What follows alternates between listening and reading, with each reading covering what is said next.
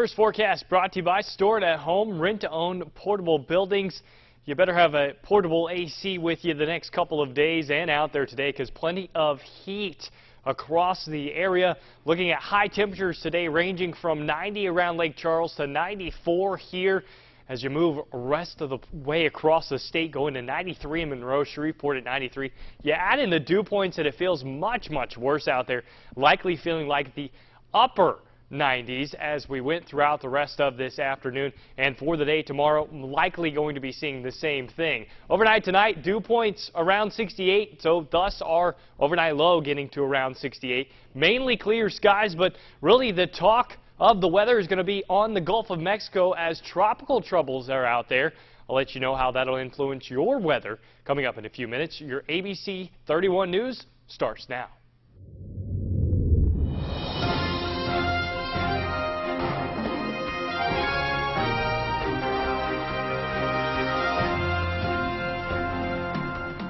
Welcome to ABC 31 News Tonight. I'm Scott Beadle. The search for an attempted murder suspect is our big story tonight. Natchitoches police are searching for Dimitri Cardale Caldwell for attempted murder of 2 people and violation of protective orders. Police say the 25-year-old is wanted in connection with the shooting of Leisha Beasley Caldwell and Earl Monroe, who were found inside a home on Airport Road. Both are said to be in stable condition now. Caldwell is considered armed and dangerous. Anyone with information on his whereabouts should call local authorities. A man on death row for fatally shooting a family of 4, including an infant, is back in a Rapides District Court where he's hoping for a new trial or to have his conviction reversed.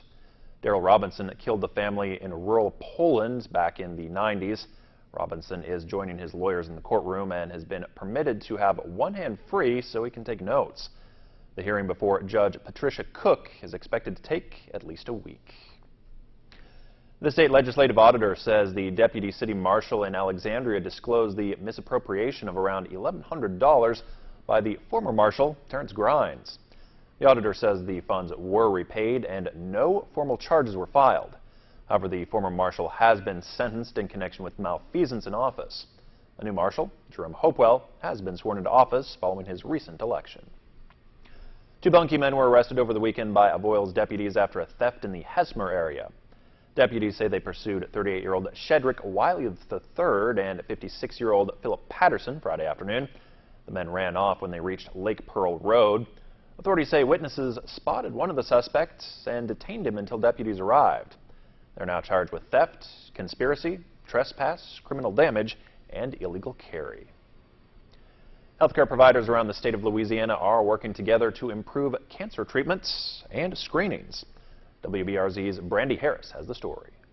Tanya McMillan has been a hairstylist for nearly 20 years. But it was only 8 months ago that a phone call changed her life. I was on my way to work. Got a phone call. It just said your biopsy came back and it is cancer. It took all I had just to make it to work. Tanya had been diagnosed with stage 3 breast cancer. Once I got here, I went in the office with my business partner, Jackie, and I told her, and we just cried. Like many people with cancer, her doctor could have diagnosed her even sooner. She didn't say anything, so I didn't say anything. But had I said something, I would have been started treatment a year earlier, and it would have been at an earlier stage. Early diagnosis is one of the goals of the Department of Health initiative, taking aim at cancer. Tens of thousands were being screened now and receiving diagnoses much earlier in the disease stage so that they can be more effectively treated in terms of actually treating the cancer, but also more effectively treated in terms of the cost. With a $500,000 grant from United Health Foundation, healthcare providers statewide will work together to improve outcomes and decrease racial disparities. Looking at payer data, so where are the costs of care high, where are people getting diagnosed late, what they have done, and this is helping us today with these breakout groups, is they brought it all together to say, here's the picture of cancer care for the state. Governor John Bel Edwards will be in Alexandria tomorrow. He's slated to be the featured speaker for the Rotary Club of Alexandria, which meets downtown in City Hall. This, of course, is the week he's expected to call a special session to deal with the state's so-called fiscal cliff of more than $600 million. He's been in a standoff with GOP lawmakers who accused the governor of scare tactics when eviction notices went out last week to the elderly and disabled who rely on Medicaid for their housing in nursing homes. The Louisiana Senate eventually restored the funds needed to keep these patients where they're housed and to keep the private-public partnership with hospitals active. That includes Cabrini and Rapides Regional here in Alexandria. Elaine Edwards, the high school sweetheart and first wife of former Governor Edwin Edwards, has died at the age of 89. She was appointed by Edwards to fill a vacancy in the U.S. Senate, so she became the first woman from Louisiana ever to serve in the Senate. Elaine Edwards was a Schwarzenberg from Marksville. She was known later in life for her abilities as a seamstress, making elegantly beaded Mardi Gras gowns. She's survived by her 4 children and their families. State Representative Chris Hazel announces he will be a candidate for a district judge seat opened up by the retirement of Judge Tom Yeager. The 9th Judicial District B vacancy will be decided in November. Hazel is a former assistant district attorney and is term limited for his seat in the State House. The CLETA Quarterly Innovation Luncheon welcomed Jeff Finkel, the president and CEO of the International Economic Development Council, as their featured speaker today. I'm not sure I know enough to be dangerous about Central Louisiana, but in the conversations that we had earlier, if you're going to be successful now and into the future, how do you improve the quality of your workforce? You're competitively on wages, you're going to do well for companies who are thinking about locating in this region, but are you going to be one of the places where companies are going to want to come to because your quality of workforce, your reliability of workforce is better than other communities that you compete with? Workforce is one of several topics that Finkel discussed during the luncheon. The International Economic Development Council is the world's largest development membership organization. On May 3rd, the Rapides Parish Police Jury released a statement regarding the current lawsuit and ongoing disagreements over the district attorney's pretrial intervention program. The 2 parties met in court on May 4th. Judge Peyton Cunningham of Natchitoches determined the issue of where that money should go should be decided by the legislature. You can read the police jury's full statement that was released earlier this month on the KLAX TV website. The temperatures are rising, which means summer safari is near. Zachary Schaefer stopped by to give us the details. The flagship program that we have is our Summer Safari, which is our summer camp that runs from 9 to 12, Monday through Fridays, all of June and all of July. So definitely want to come out there and enjoy some really VIP experiences there. For information on how your child can register for Summer Safari, you can visit the Alexandria Zoo website. Promoting literacy and reading is one of the aims of the United Way and the Rapides Early Childhood Network.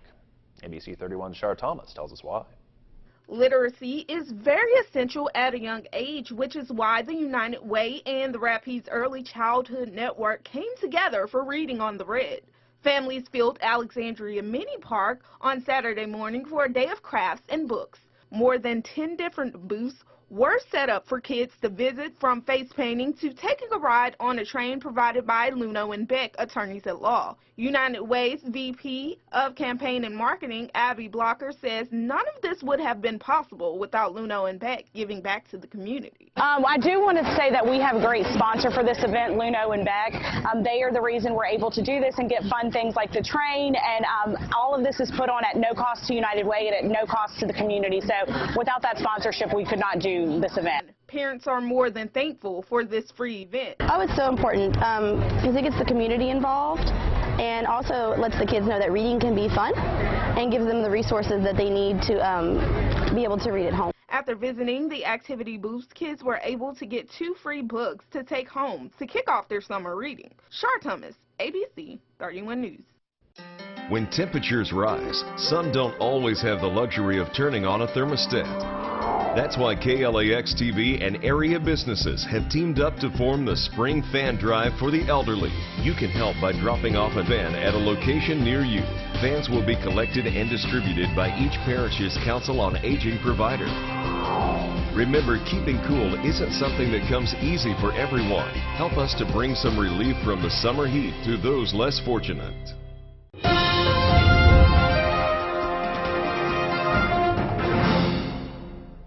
Temperatures out there today, very, very warm. Likely continue that we're going to be near record high temperatures once again for the next couple of days. The record for tomorrow, again, set back way in 1899. And as we go into the day on Wednesday, we're going to be very close to 93, set back in 1925. So two pretty long-standing records here that could be broken with very warm temperatures expected over the next several days. Now, all eyes will be on the Gulf of Mexico, really not for wind, but this may become a tropical system. We got an area of low pressure out there. It's about a 40% chance of developing tropical characteristics. Regardless of whether it gets a name or not, the impacts are going to be the same for those along the Gulf of Mexico and inland.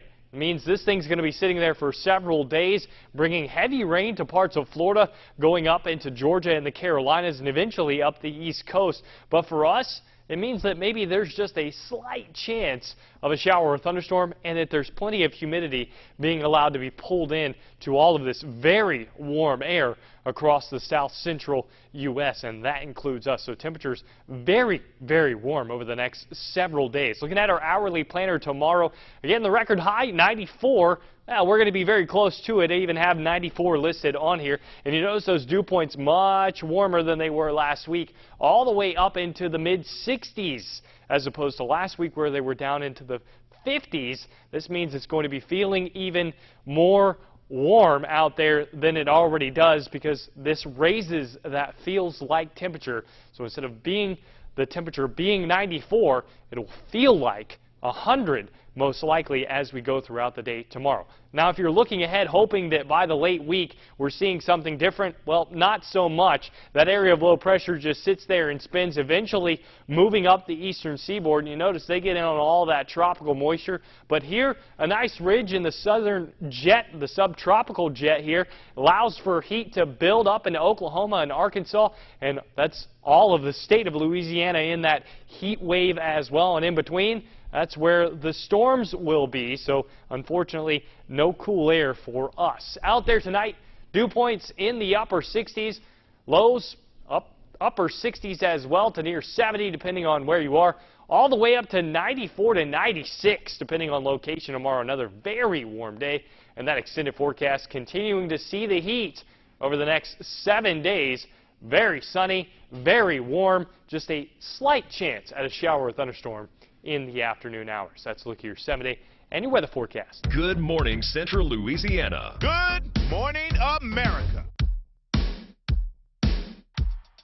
Look for your local weather updates during GMA. Brought to you by LSUA. Find your way to A.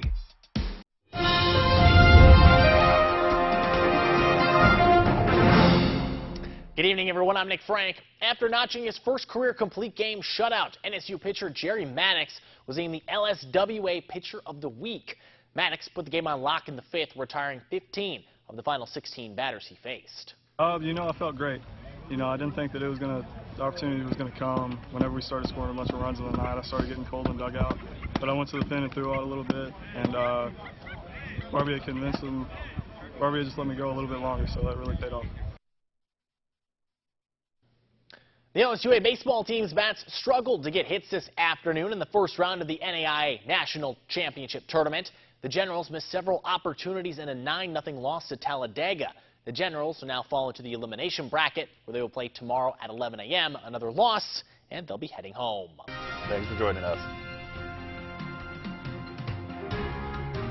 Get It Growing with Dan Gill, Thursdays on ABC31 News. Brought to you by Bayou Robert Co-op, serving farmers and ranchers since 1961.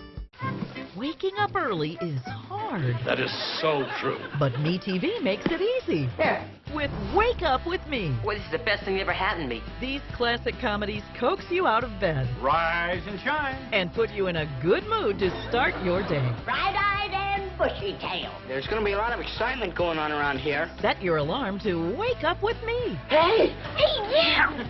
Watch your favorite classic shows in one place. Watch MeTV Alexandria.